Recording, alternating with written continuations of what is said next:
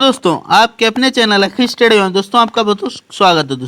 दोस्तों आज मैं आपके लिए सीटेट सीडीपी की क्लास 9 लेके आया हूं दोस्तों, जिसमें मैं आपके चाइल्ड डेवलपमेंट एंड पेडागोजी से मोस्ट क्वेश्चंस कराऊंगा। क्योंकि दोस्तों जो भी इसमें क्वेश्चंस हैं विगत वर्षों में आए हुए प्रश्न हैं। साथ ही दोस्तों इसके अलावा बताना चाहूँगा, अगर उसकी आप PDF चाहें तो इसकी वीडियो हमारे टेलीग्राम ग्रुप से बिल्कुल फ्री में डाउनलोड कर सकते हैं दोस्तों।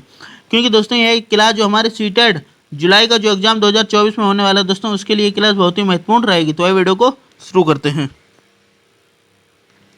पहला क्वेश्चन हमारा, मनोविज्ञान के अनुसार निम्न विधि काम में लाई जा सकती है, यानी मनोविज्ञान के अनुसार कौन सी विधि काम में लाई जा सकती है शैक्षिक अनुसार से दोस्तों। तो पहली अनैतिक विधि, मनोनाटकीय विधि, समाज नाटकीय विधि है, उपरोक्त सभी। तो उपरोक्त सभी दोस्तों, कौन सा ऑप्शन है? उपरोक्त सभी विधियां जो हैं उपयोग में लाई जा सकती हैं। तो option D is the right answer. निम्न में से अधिगम की विधि कौन सी है? इनमें से जो है अधिगम की विधि कौन सी, यानी कुछ सिखाने की विधि कौन सी, यानी पढ़ाने या जो बोलते हैं। तो सुप्त अधिगम व सामूहिक विधि, अवलोकन विधि, करके सीखना, ये उपरोक्त सभी।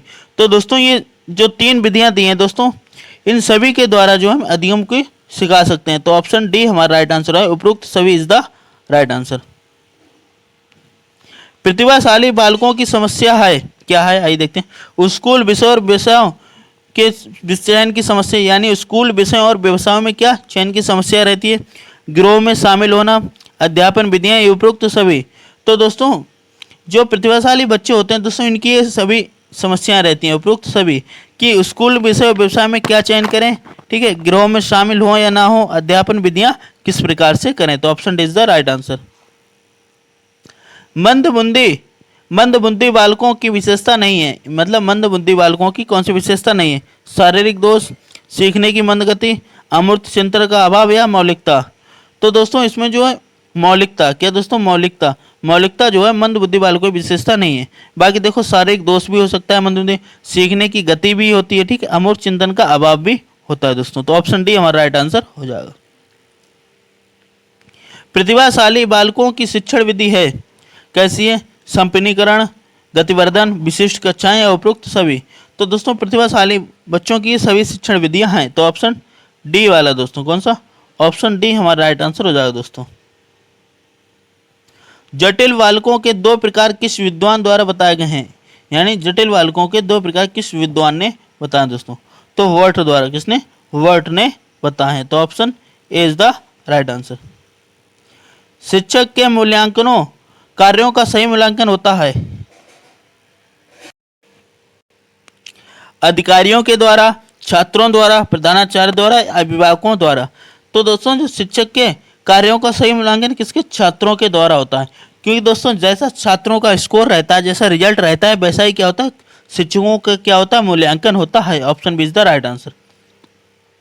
शुभ या अशुभ अवसरों पर दूसरों के घर जाकर आप क्या करेंगे? समय के अनुसार कुछ नहीं कहेंगे, खामोश रहेंगी, ठीक है, अपनी बात कहेंगे या दूसरों की बात सुनेंगे। तो दोस्तों चाहे शुभ हो या अशुभ अवसर हो दोस्तों, तो हम क्या कहने से पहले क्या समय के अनुसार कुछ कहेंगे, जैसा समय होगा वैसा कहेंगे। शुभ वाली बात होगी शुभ वाली कहेंगे, अशुभ वाली बात होगी अशुभ वाली। तो जैसा समय आएगा वैसी बात कही जाएगी। बच्चों में अच्छा संस्कार डालने के लिए उन्हें क्या करना चाहिए? अच्छा वातावरण प्रदान करना चाहिए, कॉन्वेंट स्कूल में पढ़ाना चाहिए, यदा कदा दंड भी देना चाहिए, या स्नेहमय व्यवहार देना चाहिए दोस्तों। तो दोस्तों बच्चों में अगर अच्छा संस्कार डालना तो उनके लिए क्या हो? अच्छा वातावरण प्रदान किया जाए। वातावरण कैसा हो? अच्छा प्रदान करना चाहिए। तो option is the right answer. आपके विद्यालय में वार्षिकोत्सव हो रहा है, उस समय आप क्या करेंगे? उस समय आप क्या करेंगे? वार्षिकोत्सव में भाग लेंगी, विद्यालय आकर उत्सव देखेंगी, घर पर रुककर कार्य करेंगे, या धन और समय की बर्बादी मानकर आलोचना करेंगे दोस्तों। तो दोस्तों अगर आपके विद्यालय में कोई वार्षिकोत्सव है तो उसमें क्या लेंगे? भाग लेंगे दोस्तों। क्या लेंगे? वार्षिकोत्सव में क्या भाग लेंगे, जिससे क्या शारीरिक एक्टिविटी होगी, साथ ही दोस्तों मानसिक अभिरुचि में भी अंतर्गत आएगा। तो option is the right answer. विद्यालय में शारीरिक दंड के संबंध में मेरा मत है कि इसे अप्राप्य स्थितियों में ही दिया जाना चाहिए, कभी नहीं दिया चाहिए, कक्षा में दिया जाना चाहिए, प्रार्थना स्थल पर दिया जाना चाहिए। तो दोस्तों विद्यालय में जो शारीरिक दंड होता है दोस्तों, ये क्या है? अप्राप्य स्थितियों में ही दिया जाना चाहिए। ऐसा नहीं अवश्य कोई छोटी सी गलती हो तब भी दे दिया जाए। तो option is the right answer. किसी अनुत्तीर्ण छात्र को उत्तीर्ण करने के लिए दबाव डाला जाए तो आप क्या करेंगे दोस्तों? विद्यालय से अवकाश ले लेंगे, परिस्थितिवश छात्र को उत्तीर्ण कर देंगे, छात्र को किसी दशा में उत्तीर्ण नहीं करेंगे, या सहयोगियों से परामर्श कर कदम उठाएंगे दोस्तों। तो दोस्तों अगर कोई अनुत्तीर्ण यानी फेल बच्चा है, ठीक है, तो उसको हम पास तो नहीं कर देंगे, ऐसा नहीं है कि वो दबाव डाले तो उसको पास कर देंगे, ठीक है। तो छात्र को किसी दशा में उत्तीर्ण नहीं करेंगे, क्योंकि भाई अगर फेल हुआ तो ऐसे उत्तीर्ण करके उसका क्या है, हम भरोसा खराब करेंगे ना आगे जाके। यदि कोई आपकी नेक सलाह नहीं मानता है तो आप क्या करेंगे?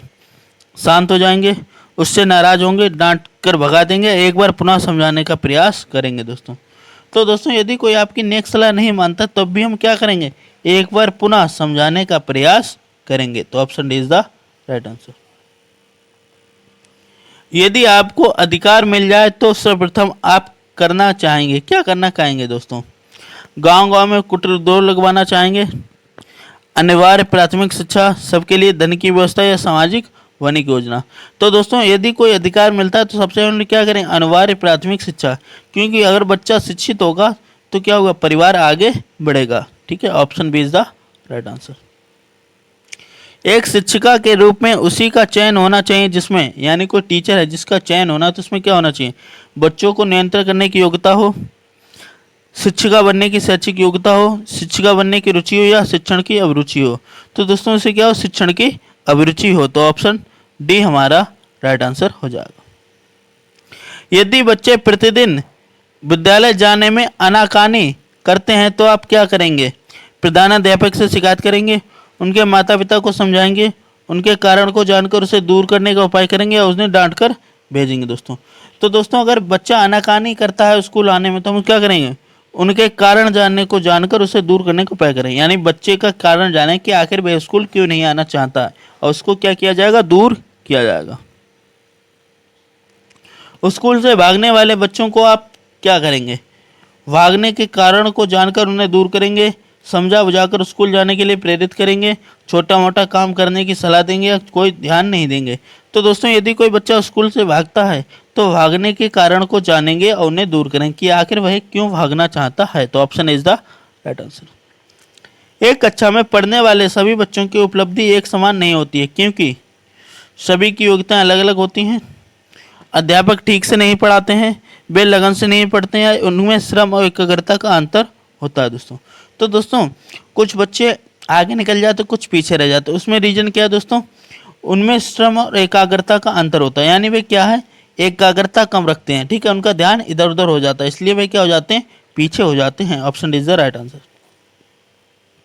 छात्र अधिकतम अध्ययनशील बने इसके लिए चाहिए, छात्र अधिकतम अध्ययनशील बने इसके लिए क्या होना चाहिए?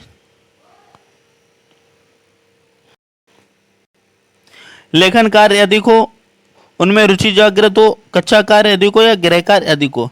तो दोस्तों छात्र अगर अधिकतम अध्ययनशील है तो उसके लिए क्या है दोस्तों? उसमें रुचि जागृत हो। Option B is the right answer.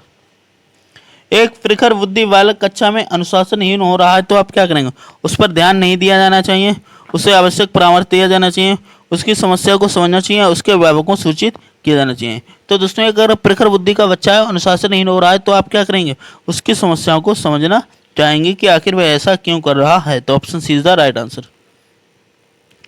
एक छात्र प्रतिदिन आपके विषय की घंटे को छोड़ देता है तो आप क्या करेंगे? यानी आपके विषय को पढ़ने से इनकार करता है और छोड़ के चला जाता है। सोचेंगे कि अध्ययन में कोई त्रुटि है अतः सुधार करेंगे, उसका कारण जानने का प्रयास करेंगे, छात्र को कड़ा दंड देंगे या उसकी तरफ कोई ध्यान नहीं देंगे। तो दोस्तों हम क्या करेंगे? यही सोचेंगे हमारे अध्यापन में क्या है, कोई त्रुटि है अतः सुधार करने की कोशिश करें, जिससे वह आगे को क्लास छोड़ने का मजबूर ना हो।